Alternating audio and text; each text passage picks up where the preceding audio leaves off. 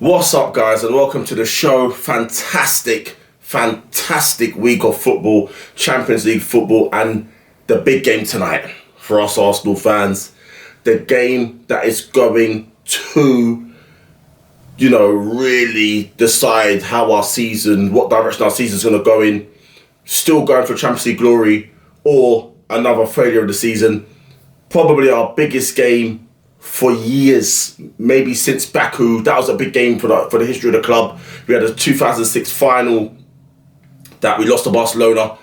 Baku, the final Europa League that we failed to beat Chelsea. So this is a massive game in Arsenal's history. Massive. But before we get onto that, I want to talk about the Champions League games briefly, mainly focusing on Villa. Listen, when it comes to football, as a neutral fan, that was absolutely blockbuster. Aston Villa were trying to push to try and get back in the game, high line, pressing high, but at these gaps that PSG took advantage of with two quick goals by Hakimi and I think Pedro, the two fullbacks, and it is what it is. Villa were pushing for it. They managed to get a goal back with Tielemans before our half-time. Then McGinn scores and then Konsa scores. Absolutely fantastic game of football. Fantastic. The fight back from Villa. The performance from Rashford. The performance from Donnarumma. He saved PSG. Rashford was absolutely phenomenal. And he's proven all the haters and all the doubters wrong, because he's a fantastic footballer. But when he's right and he's on form and he's on his game, he is a fantastic footballer. No doubt about that. And I just have to rate Villa, because even Enrique said at the end, no one's dominated PSG like this for a long time. Definitely this season and last season, since he's been in situ, no one's dominated PSG like this. And for 20-25 minutes, Aston Villa battered them, physically stronger, quicker to every ball, on it, intensity, playing the game the right way, fast, attacking, fluid football. Phenomenal, absolutely phenomenal. And I want to say this, amongst the Arsenal fans, Emery's got a lot of hate. What he did when he was there, and he has since he's been successful, since he's left at Villarreal and Aston Villa. But he is one of the elite managers in the world. No doubt about that. He's one of the best managers in the Premier League. He's one of the best managers in the world. He's one of the great modern day managers in history. And what Emery's done with Villa, bringing them from 16th, a couple of points off the relegation, to going toe to toe with, some would say, the best team in the world at this past moment in time. Phenomenal. I did think him taking off Rashford, he should have found a way to keep Rashford on the pitch, because he was terrorising PSG. They were terrified of him. The running, the skill, the endeavour, phenomenal. So as a neutral, what a game of football. And even that Borussia Dortmund game, Guirassy scored a hat-trick. Guirassy should be one of the strikers on the list. But as a pure number 9, he's one of the elite ones. Get out of there. But Barcelona managing to see the game out. And it just shows you how important it is, even when you're away from home, under the cosh, to still try and get a couple of goals, to try and to stem the flow of the home's team attacking momentum. Because that's what we have to do, Arsenal, today. We are going into the game at the Bernabeu with a 3-goal lead, and we have to make sure that we play the right sort of game. We can't defend for 90 minutes. We need to take advantage of the fact that Real Madrid are going to go for it. They're going to be desperate at times. They're going to leave loads of gaps, so we have to get them in the transition. So it's going to be very interesting to see how the gaffer, the game plan that Arteta puts in, the personnel, how he goes about it. And we're going to go into that now. As for Arsenal, I think it's pretty simple. Same 11. Which was Raya, Lewis Skelly, Kivior, Saliba, Timber, Partey. So glad Partey's fit. Declan Rice, Odegaard, Saka, Martinelli and Moreno.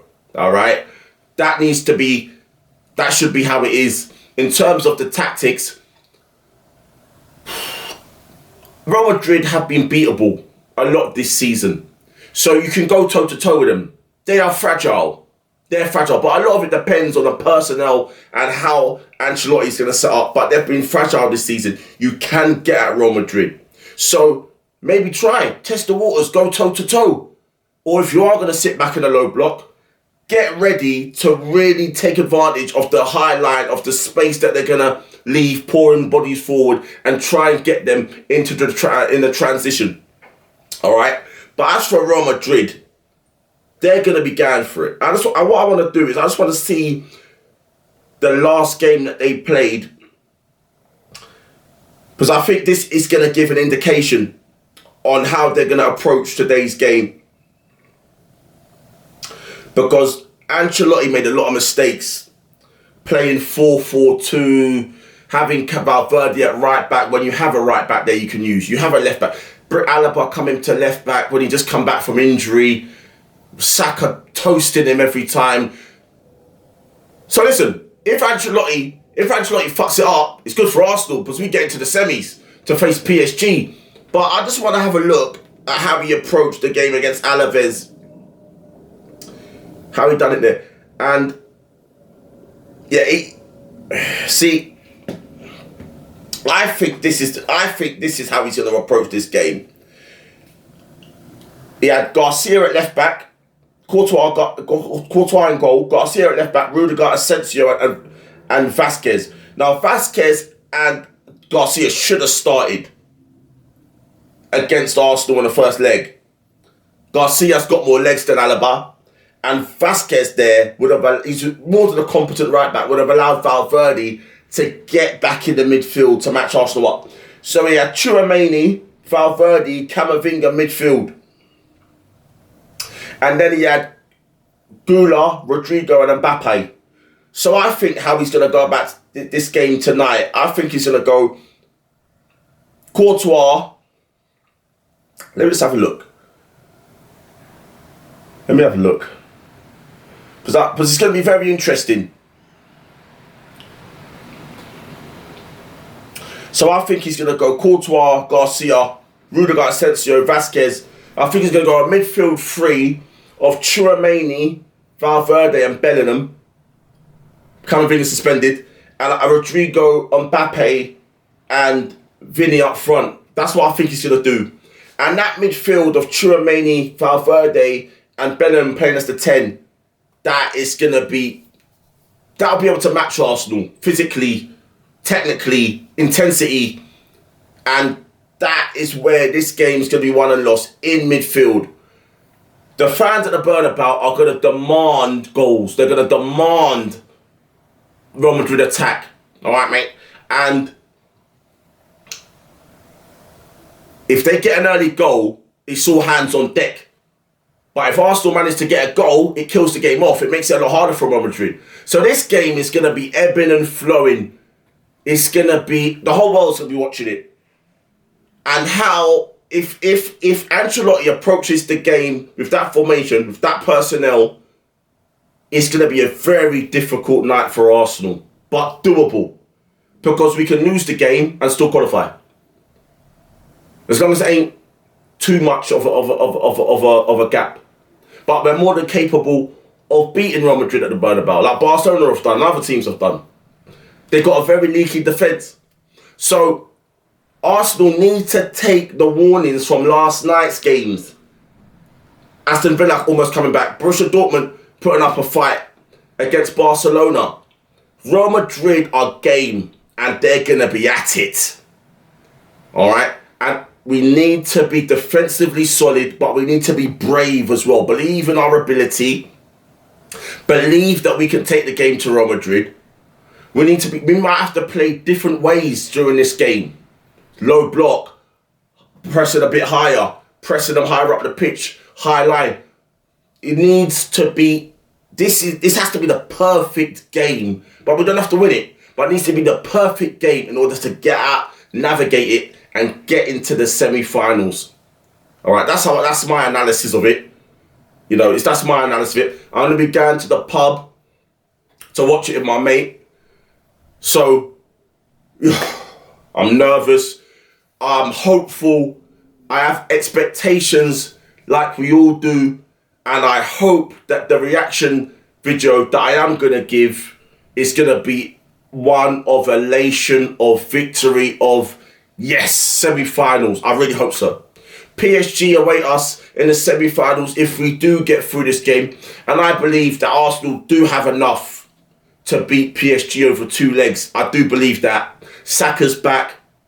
We got a fantastic defence. We got a fantastic midfield. When Partey's playing, him as a 6, so underrated. It just gives Declan Rice freedom to go and, you know, influence the game in the attacking areas there. You know, I'm hopeful. I'm optimistic. As we all are. So I've given you my predicted 11s for both teams. A little bit of tactical analysis of how I think it's going to go. So I'm going to give a score prediction. And I think it's going to be 2-2. That's the number that came up in my head. So I'm just going to go with that. It's going to be 2-2. I do believe Arsenal will score. I do believe that Real Madrid are going to give it a right go. But we're strong defensively. Ryan's one of the top goalkeepers in the world. And Saka's back. That's so important for us. Partey's fit. So important for us. Martinelli looks like he's getting a bit of form. Moreno playing that false 9 so well. So I believe it's going to be 2-2. And I believe that Arsenal are going to get the job done tonight. Let me know in the comments what you think. Predicted scores. All that. And this is going to end today's video. I'll be back very soon with my reaction. Alright, mate? So, all that good stuff. Like, share, subscribe, leave a comment. Come on, you Arsenal. And I'll see you very soon. Peace.